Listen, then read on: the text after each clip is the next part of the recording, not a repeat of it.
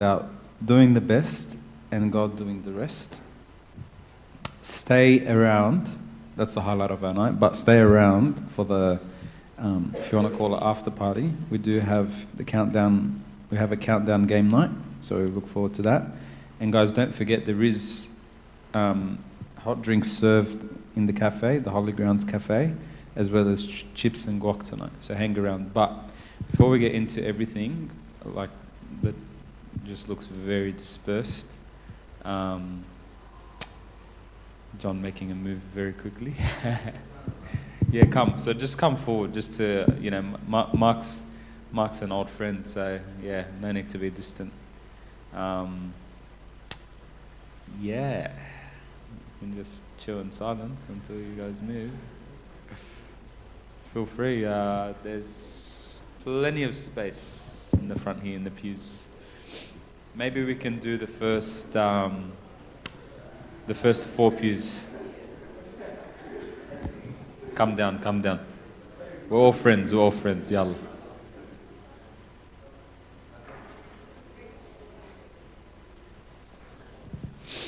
And a lovely shout out to the Cosmic Angels. That's really, really lovely. Changes the whole atmosphere when there's music and there's lovely voices and a lovely guide, and it gives everyone, I guess, the confidence to sing along. You No, not obliged at all. From the heart of my bottom, from the bottom of my heart. Oh, she's got that new, yeah, B16A, yeah. Mark, you don't need an introduction. You can tell us a bit about yourself if you really want to. Mark is married to Tarlene. I actually saw your mum today. Yeah. At the RMS. Yeah. So, I was so surprised. Like, wow, I mean, this. She's everywhere. She's everywhere. She's actually the fairy godmother. She's actually the fairy godmother. She is. Does anyone know the fairy godmother from Shrek? Yeah. Watch that, and it'll remind you straight away of Mark's mum. We'll digress yet again. Mark, do you have a PowerPoint? Or I think you can. Yeah, I think Big Mike is probably the best for this sort of these activities, these technical stuff. Oh, sorry, Christian, Mike and John. Oh, this one. Just need to use this. You don't need this one.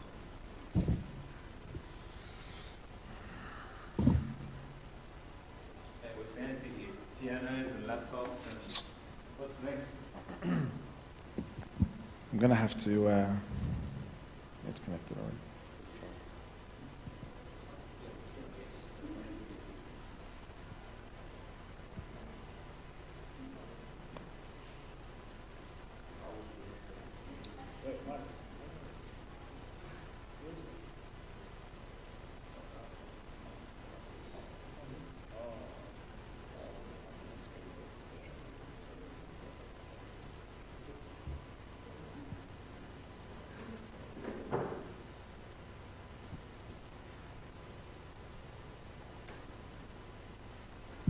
All right, great. Hello, everyone. Now, thanks to Tim, I'm going to have to show my mum Shrek so that she knows who she is. I don't think she's ever seen Shrek. But there you go. All right. Thank you to Naomi. She's not here, but she invited me to speak today.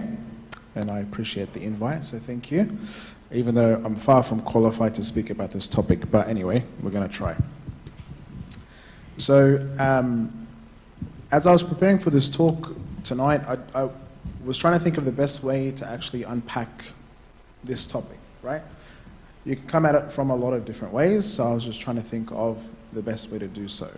And really, what it came down to, at least for me, was this concept of trust. Because without trust, it's very, very hard to have a relationship with anyone, let alone God. And really, that's what doing your best and letting God do the rest is all about, is having a relationship which starts from trust. So in light of that, to get everyone a little bit more awake, everyone's just looking at me like this, right? I would like to do a little social experiment. And I need 5 volunteers. And if I don't get 5 volunteers, I'm going to ask someone to choose 5 volunteers for me. So the blame is no longer on me. So you're better off putting your hands up now, because otherwise I'll probably get Tim to choose for me. So Beck, 1, I need 4 more. It's a very comedic. Was that a hand up or was that a cough? 2 people there, Mariam and Clara? Carla? It's Clara. I was like, oh my God. Clara, okay, 3. I need 2 more. Anyone? It really clearly doesn't want to. Christian, because you pushed Irini. So 4. 1 more. Besan? All right, Bas, get up here. All right, you 5, come on. Yes, please. I'll even move this.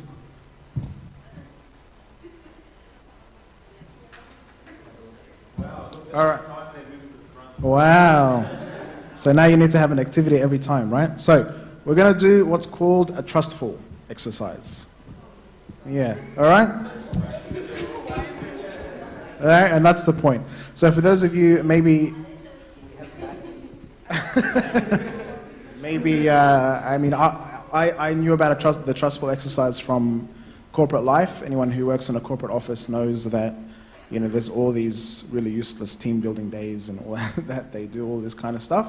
I don't know if they do it at uni or anything like that nowadays, but that's what we're going to do. So I need someone to also volunteer as a person who's going to fall. Who's going to fall?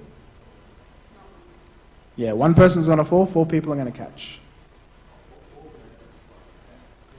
Just so, no one gets hurt and, I don't have public liability insurance. Who's going to fall? Hey, Chris? Chris, you're going to fall? All right, I'm going to stand here. You guys stand there. In the middle. Okay, so I need 2 people.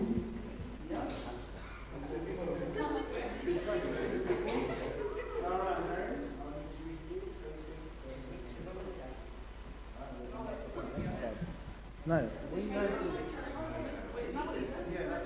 going to be on the way, but that's fine. All right? So, Christian, I want you to cross your arms, close your eyes, and fall any time you want to. And it's up to, but look forward. Look forward, close your eyes, and it's up to you when you're going to fall. And you have to trust that the 4 people behind you are going to catch you, one of whom is your sister.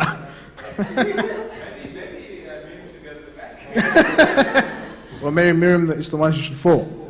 Whenever you want, whenever you're ready. No. You got to trust the bench.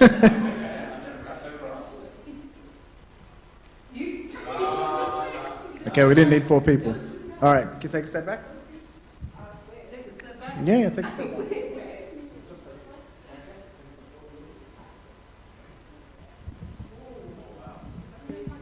All right. Try again. Do you trust them or not?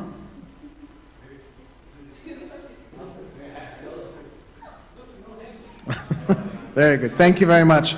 Can we get a round of applause? Yes. I need you to stay here for a second. Thank you very much. Thank you. All right. Christian, how did you feel? Scared. Why did you feel scared? I didn't think they were going to catch me. Why didn't you think they were going to catch you? My sister was part of them. So if your sister wasn't part of them, you'd think they'd catch you? Trust them more? Probably. Yeah. All right. Can we give Christian a round of applause, please, for being very brave? What? Because you're the one who fell. Or didn't fall. Okay. So hopefully you saw that the purpose of that exercise was just to try to give you a physical representation of what it might mean to trust someone. Okay? Thankfully, all of the people involved tonight knew each other and knew each other very, very well, but there are times when it's not so physical or it's not so comedic, right? And you need to trust people, maybe with your life, maybe with your money, maybe with whatever it might be, and sometimes you might not know them. So hopefully, there's a little bit of a physical representation. So, in the collected letters of C.S. Lewis, he says this. He says, sorry, I didn't realize how small it would be. Relying on God has to begin all over again every day as if nothing had yet been done.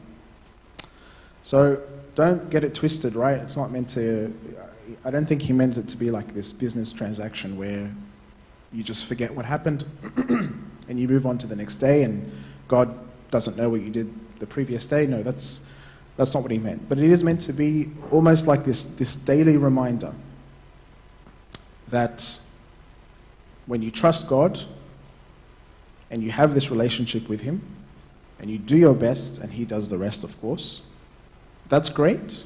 But it's not like we can bank up those points. It's not like we can do that for a month or two and then take a break and be like, look, listen, like, you know, I've trusted you for 2 months and it's gone great, but I'm pretty sure I can take it from here. No. C.S. Lewis is trying to tell us that it's meant to be a daily task. Okay? So you'll notice that a lot of what is taught in the Bible is, as we've been trying to say, this two-way relationship between God and I. Okay? And so hopefully if we cling to him in that way and if we actually live through him and try to apply those things in our life, we stand to gain quite a bit. All right? Some of these examples comes from Colossians, the first one, chapter 3, verse 23 and 24. Whatever you do, work heartily as for the Lord and not for men, knowing that from the Lord you will receive the inheritance as your reward. You are serving the Lord Christ. Second one comes from Proverbs.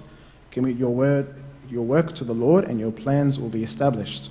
Third one from Galatians 6:9. And let us not grow weary of doing good, for in due season we will reap if we do not give up. Another one from Proverbs chapter 3, verse 5 and 6. Trust in the Lord with all your heart and do not lean on your own understanding. In all your ways acknowledge him, and he will make you straight your paths. And the last one that I have is from Hebrews chapter 11, verse 6. But without faith it is impossible to please him, for he who comes to God must believe that he is, and he is a rewarder of those who diligently seek him. What do all of these verses have in common? What's a common theme here? And I put them all on one slide for that purpose. Any ideas at all?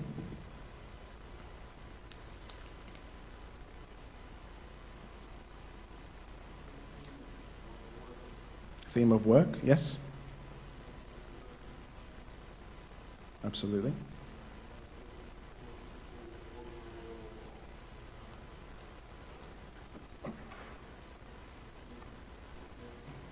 Yeah, working for the Lord. Any other ideas?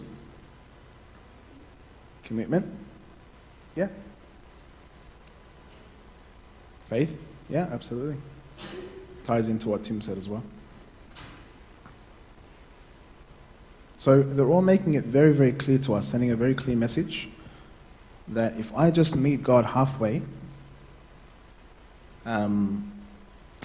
faithfully, diligently, I've got nothing to worry about.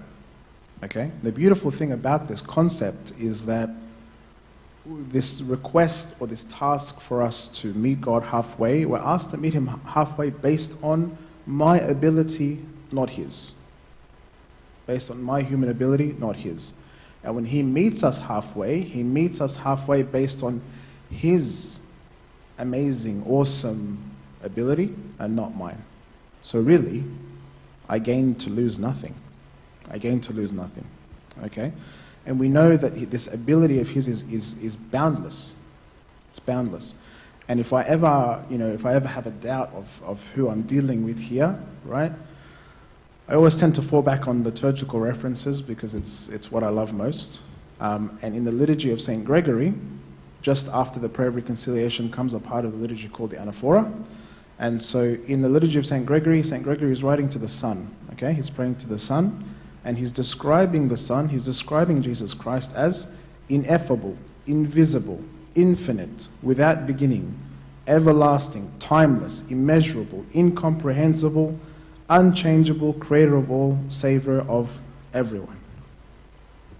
If there was ever someone to do something for us and to complete us, this is the guy. There's no other. Okay? Now, I'm ashamed to say that I actually didn't know what the word ineffable meant before I prepared for this talk. Okay? So I can't, not practice what I preach. The word ineffable is described in the dictionary. Those who know me know that I love my definitions, right? It's described as too great or extreme to be expressed or described in words, or the other one is not to be uttered. That's what the Hebrew language describes it as. He's indescribable. He's indescribable. If I have the ability to just attend one liturgy a week, Sunday liturgy is my go-to, and I have the ability to do that, and I do that to the best of my ability, watch what happens. And I'm glad Abuna isn't here because I haven't been doing masses to the best of my ability, right? But the best of my ability is I try my best to come from the beginning. I try my best to take part in the hymns and in the praises and in the responses.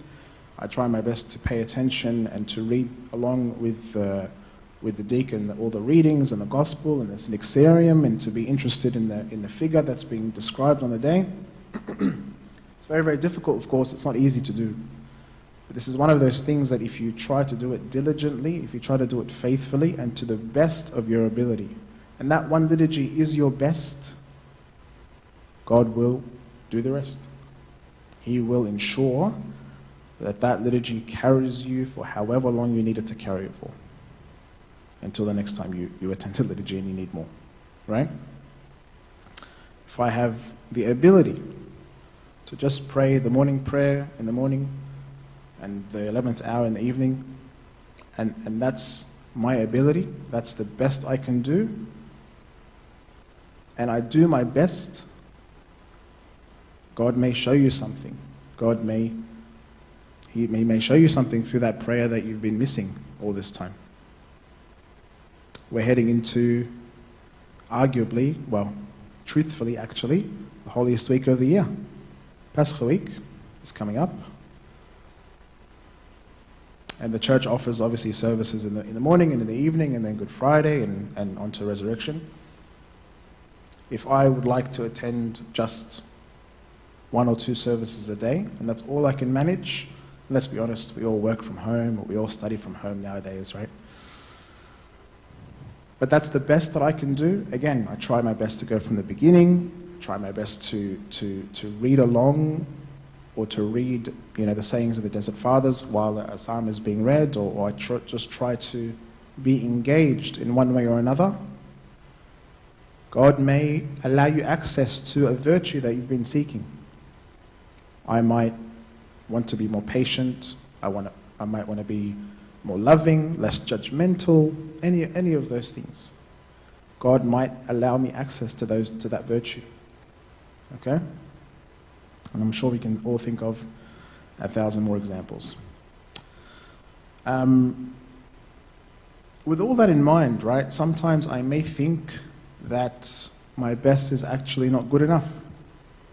It's a very deep and dark well to fall into, but it does happen. But trust me when I tell you that that's not the case. And if you don't trust me, we can look at an example, and that example is the parable of the talents. The parable of the talents. So I'll read it quick. Would someone like to read it, or would you like me to read it? It's verses 14 to 30. It's found in Matthew chapter 25. Do you want to go around and read it, or do you want me to read it?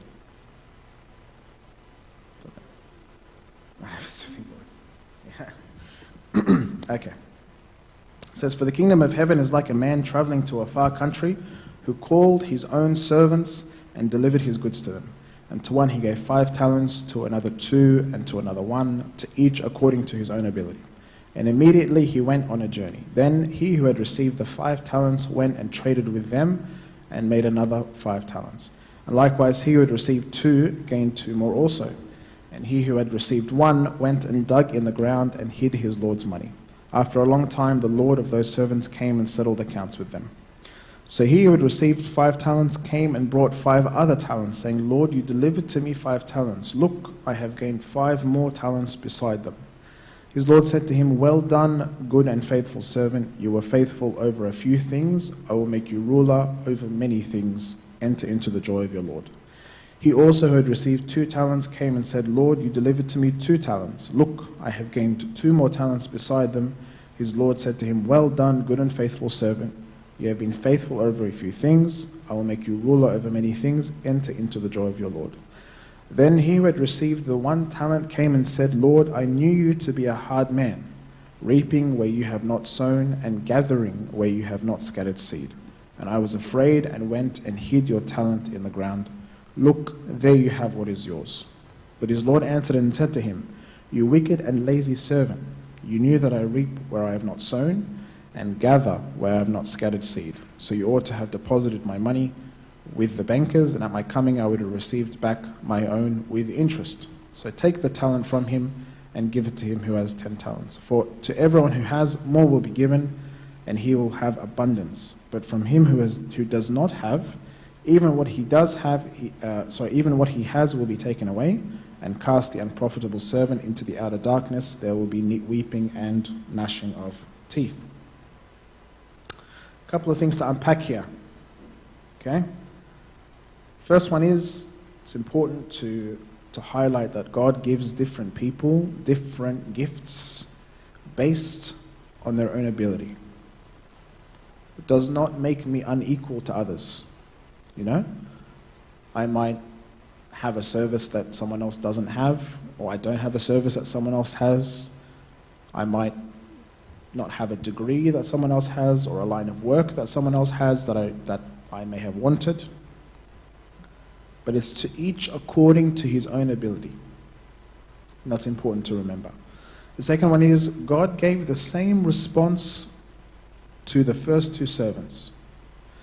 From an outward perspective, if you thought of it in a worldly sense, from a bird's eye view, you could look at it and go, well, yes, the first servant started out with more, but he also gained more. He also traded and got more than the second servant. But in God's eyes, they are both equal. Why? Because they both exerted an effort. And they were both out in the open with their Lord. One had 5 and traded and got 5. One had 2, traded and got 2. So you may think that your efforts are unequal to someone else's. But actually, in the eyes of the Lord, if you do those things faithfully, he will see them as equal to anyone else.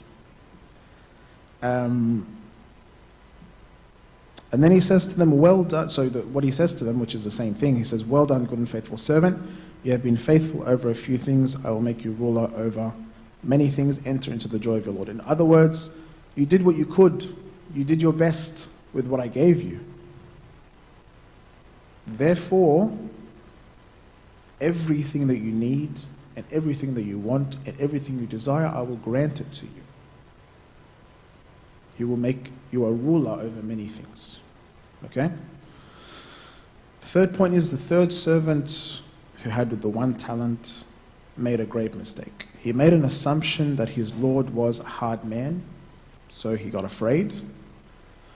So he thought it was better to just hide the talent in the ground than to even try to do anything with it. Right? What ended up happening is his Lord came back to him and said, what? He said, I would have preferred just to leave it with a banker. And when I come back, it would have garnered interest. It's better for me to just have kept it than to give it to you because you did nothing with it. Okay? So doing something is always better than doing nothing. The parable ends by basically telling us or ensuring us that for everyone who has something and uses that something to the best of their ability, not only will they will have in abundance. They'll have more than they need, right? St. Augustine has a beautiful quote. He says, this is something that Tim highlighted as well. He said, pray as though everything depended on you, on God, sorry. Work as though everything depended on you. This also encourages this two-way relationship that we have with God. St. Augustine doesn't sugarcoat it. He doesn't tell us, you don't need to do anything. Go home, lift up the recliner, make a kubet shay, just chill, it's all right.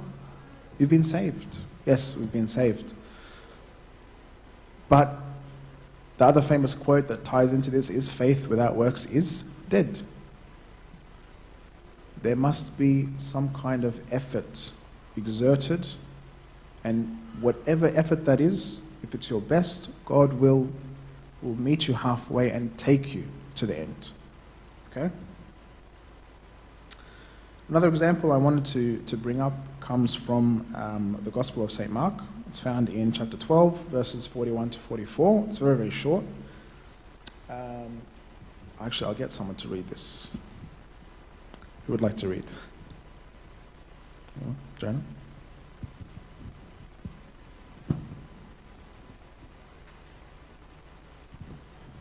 Now Jesus sat opposite the treasury and saw how the people put money into the treasury, and many who were rich put in much.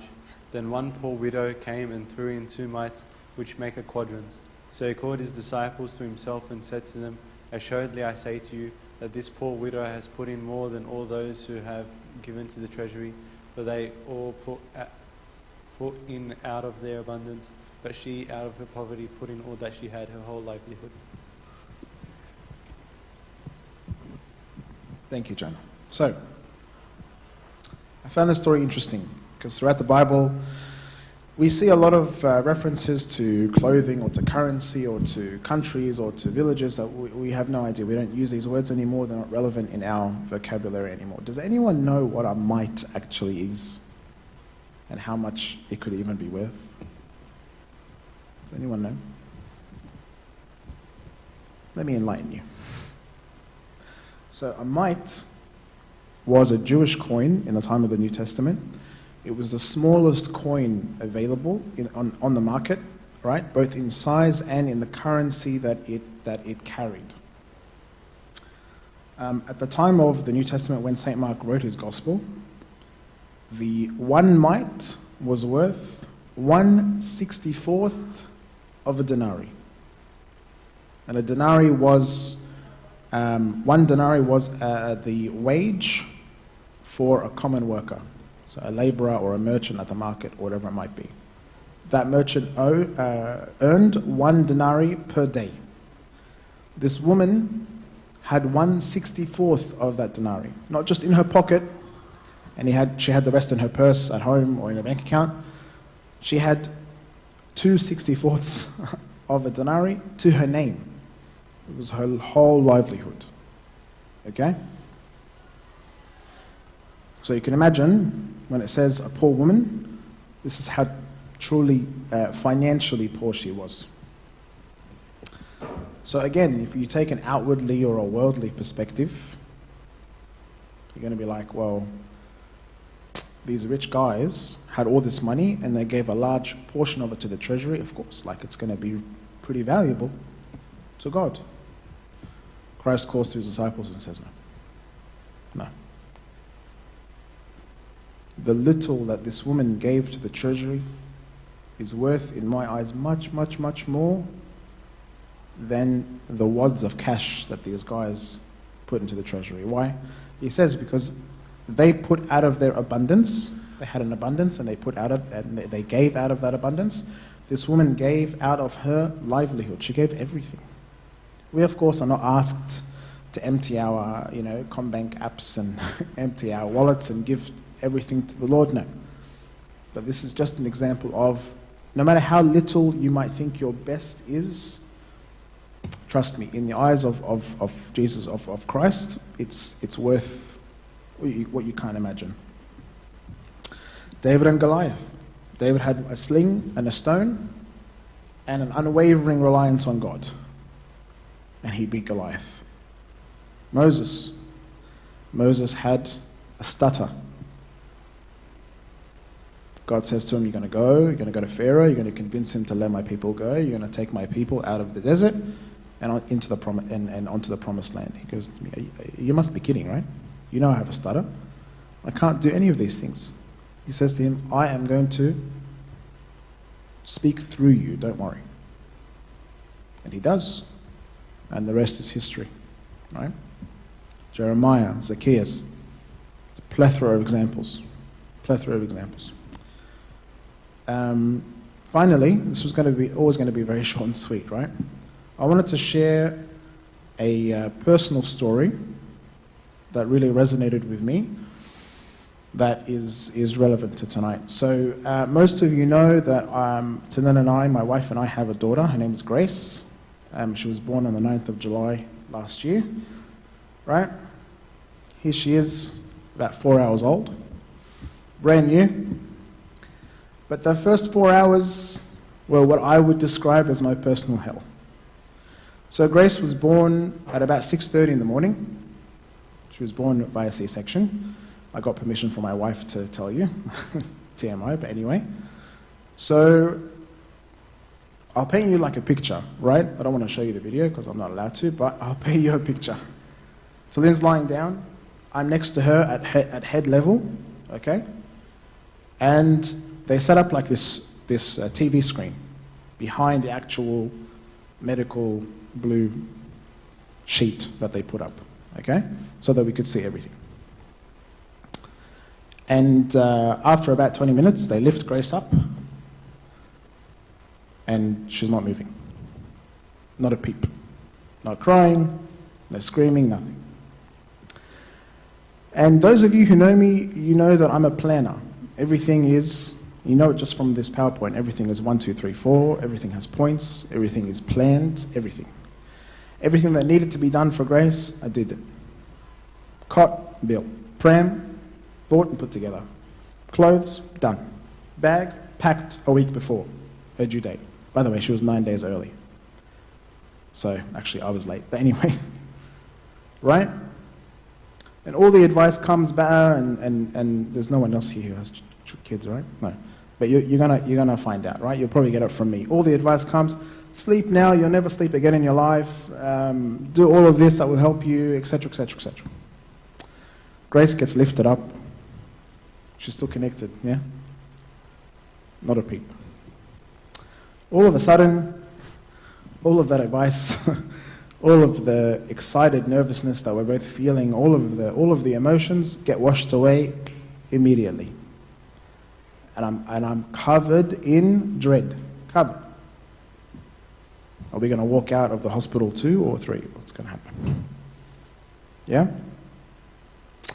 You realize very quickly, to all the men in this room, by the way, inshallah, when you all get married and God gives you children, you realize very quickly that in the delivery room, you very quickly become dead weight. Yeah? You're useless. Unless you have any kind of medical expertise. Yeah?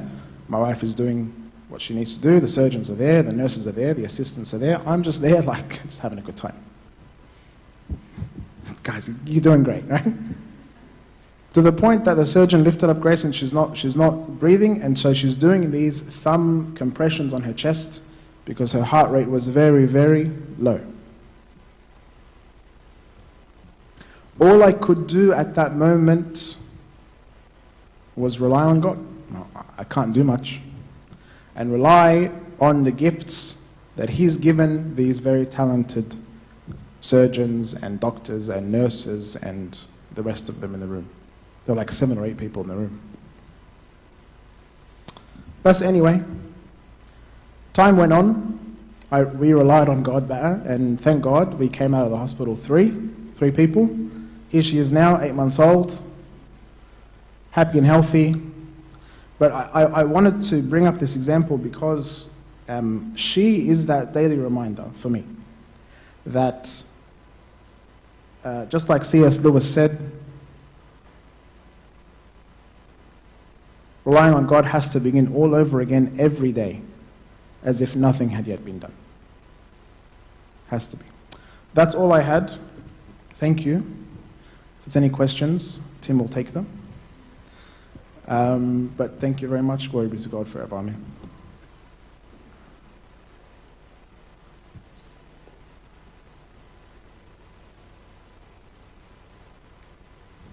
If that happens, you return to sender.